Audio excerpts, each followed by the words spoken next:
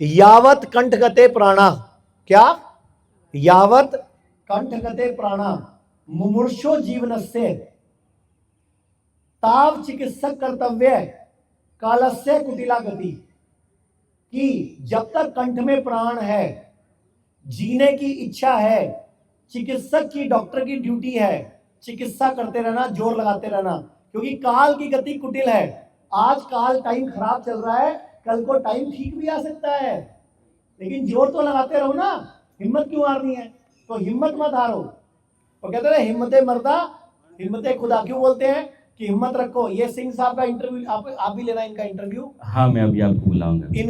इनको इंसुलिन चलती थी 60 यूनिट, 60 यूनिट 15 साल से इंसुलिन लेते थे। आज 3 साल हो गए, एक बूंद भी नहीं ली। 3 साल से हमारे साथ जुड़े हुए हैं, तीसरी बार आए हैं, और इनके यहाँ का ग्लैंड निकला हुआ है, इनका स्लेवरी ग्लैंड नहीं है, इनके मुंह में रस नहीं बनता, ये कुछ बोल नहीं सकते थे, आवाज चली गई थी, बोलते थे तो पानी पीना पड़ता था, खाना खाते टाइम भी पानी पीता था, मुंह में लार नहीं बनती, खाना खाते टाइम भी पानी पीना पड़ता है। अब इनका ग्लैंड नहीं है, फिर भी आयुर्वेद के चमत्कार से, डाइट ठीक करने से इनके वापस थोड़ा थोड़ा स्लाइवा बनना भी शुरू हो गया, और शुगर भी ठीक है, बीपी भी ठीक है, और अब फिट है, आपके सामने बैठे हैं। शुगर इस देश में, हिंदुस्तान में आपको पता है कि बहुत तेज़ी से बढ़ने वाली जो बीमारियां हैं, दो ही हैं, कैंसर और डायबिटीज़। इन दोनों ने इस देश में जो कारोबार है उपचार का, अस्पतालों का, उसको कई गुना बढ़ाया है। सर पहले आप ही आ जाइए, आपसे बात कर लेता हूँ। अगर आप आ जाओ। इतना अच्छा उदाहरण है लोगों के लिए, आ जाइए सर। शर्मा जी एक चेयर दे दो।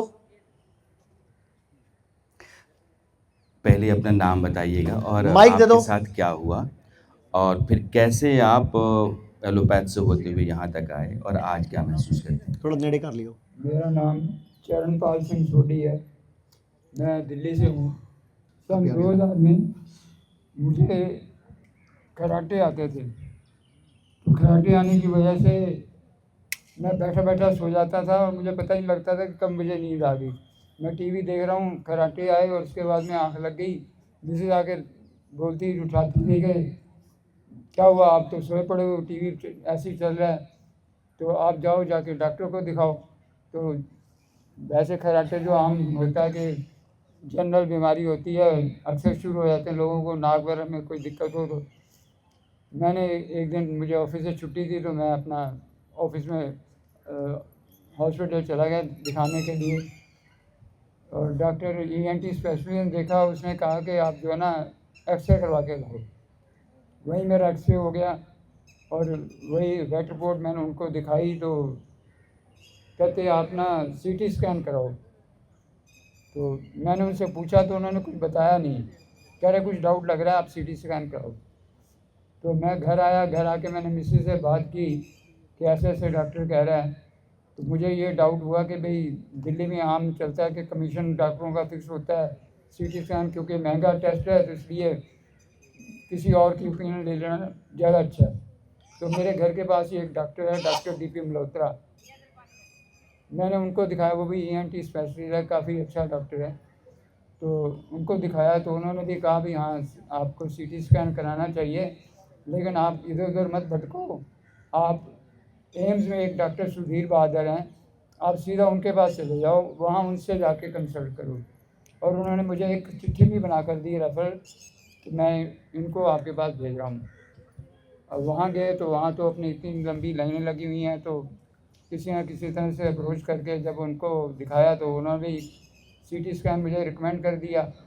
और जब CT स्कैन की रिपोर्ट रही तो उन्होंने कहा कि जो मुझे तकलीफ़ है, तो बेसिकली हम तो हिंदी या पंजाबी में रसौली कहते हैं, तो डॉक्टर ने उसका नाम दिया पैराफेरेंजियल स्पेस ट्यूमर।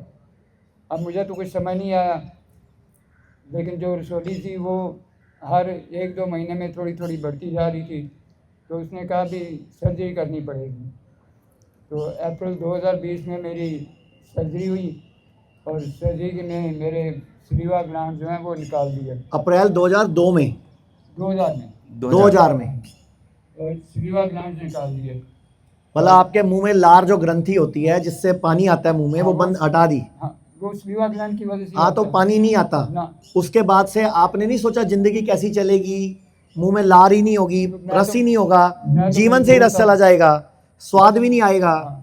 मैं तो मजबूर था कि मेरे उस पास टाइम कोई आपको और- आयुर्वेद नहीं पता था। बिल्कुल नहीं पता था। इस देश का दुर्भाग्य है ये कि लोगों को आयुर्वेद पता नहीं है।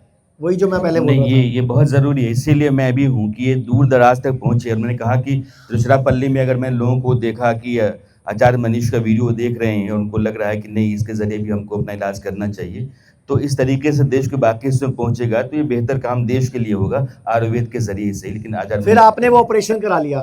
मैंने ऑपरेशन करा लिया। ऑपरेशन के बाद डॉक्टर ने कहा कि आपकी जो अंदर से निकला है उसको हम बायोप्सी करेंगे। उसकी बायोप्सी करेंगे। हाँ, उसकी बायोप्सी की तो जो रिपोर्ट आई उसमें डॉक्टर को कोई समझ नहीं आया कि ये कैसा ट्यूमर है, मेलाइन है, कौन सा है। तो उन्होंने कहा कि ठीक है, हम ना एज ए प्रिकॉशनरी मेजर आपकी रेडियोथेरेपी करते हैं। और 30 सीटिंग मेरी रेडियोथेरेपी उस हुई टाइम है। 30 सीटिंग रेडिएशन की हुई इनकी और 2000 सन उसकी में। वजह से मेरे दाढ़ी के बाल वगैरह जो है सब हार्मोन्स बिगड़ गए इनके।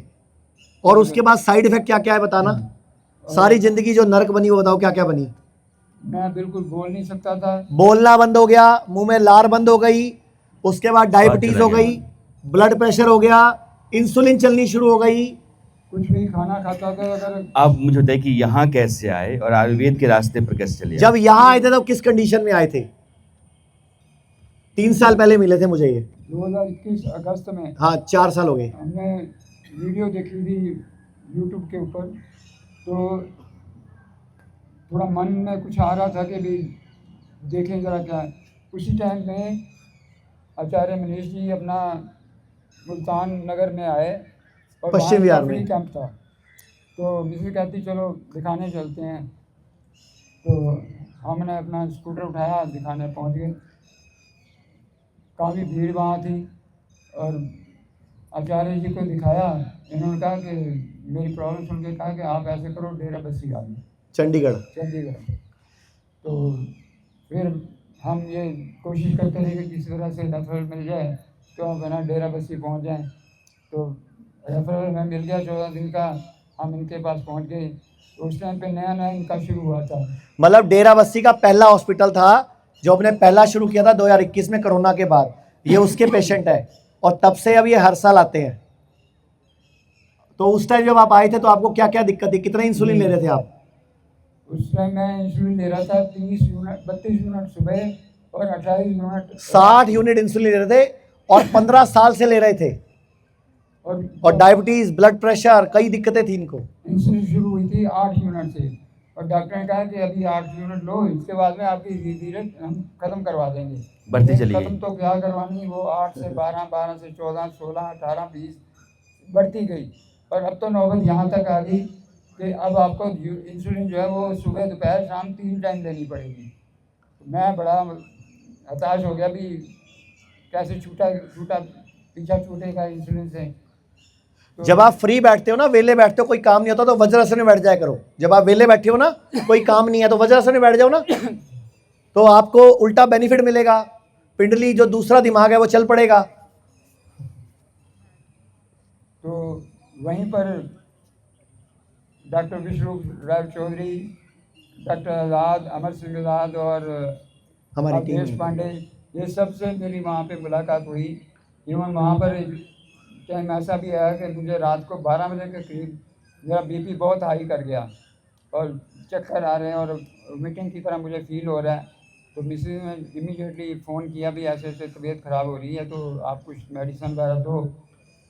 तो अचानक ही अवधेश पांडे जी आए हुए थे।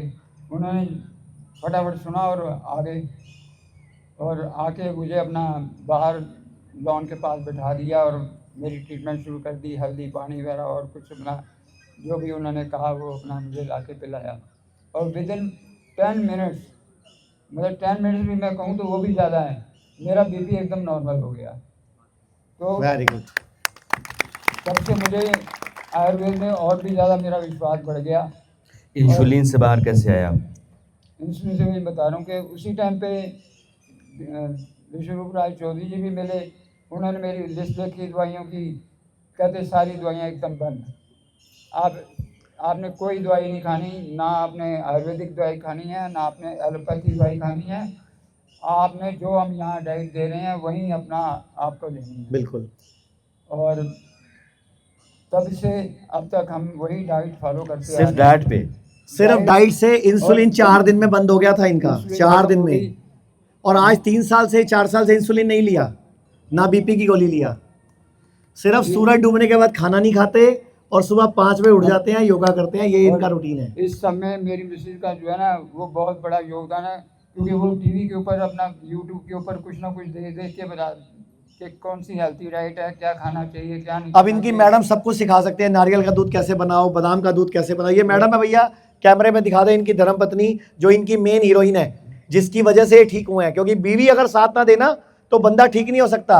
बीवी रोज आगे बोले परोठा खाओ जी, पूड़ियाँ बनाऊँ जी, टिकिया खाओगे जी, चाउमीन मंगाऊँ क्या, तो बीवी बनाएगी तो ठीक कैसे होगे। इनकी बीवी ने वही बनाया जो इनके लिए जरूरी था, मिलेट्स बनाए, फ्रूट्स खिलाए, सैलड मैं खिलाए। यहाँ तक था कि एक मिनट साहब, ये सिंह साहब हैं और अगर आप सुन रहे हैं तो ईमानदारी से एक ऐसे शख्स के सामने मैं खड़ा हूँ जो रोज़ाना 50 से 60 यूनिट इंसुलिन लिया करते थे रोज़ाना, और वर्षों से ले रहे थे।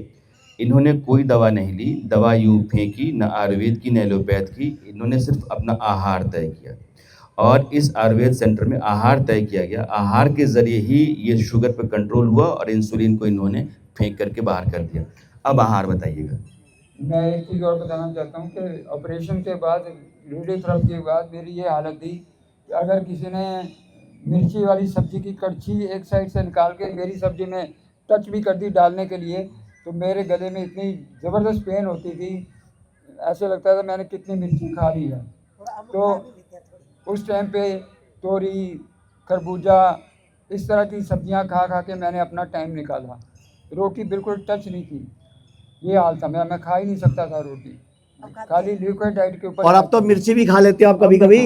अब मैं खाता हूँ। अब ये मिर्ची भी कभी कभी खा लेते हैं। मैं बोल नहीं पाता था। और इनके मुंह में रस नहीं बनता था, रस बनने लग गया, लार बनने लग गई। मतलब ग्लैंड नहीं है, लेकिन बॉडी ने अपने आप ही अपने अंदर एक सिस्टम डेवलप किया, हाइपोथैलेमस ग्लैंड ने अपने आप लार भी दे दी इनके मुंह में, वो भी आने लग गई है। बिना पानी पिए- आप तो इनका रोज़ का डाइट तैयार करती हैं।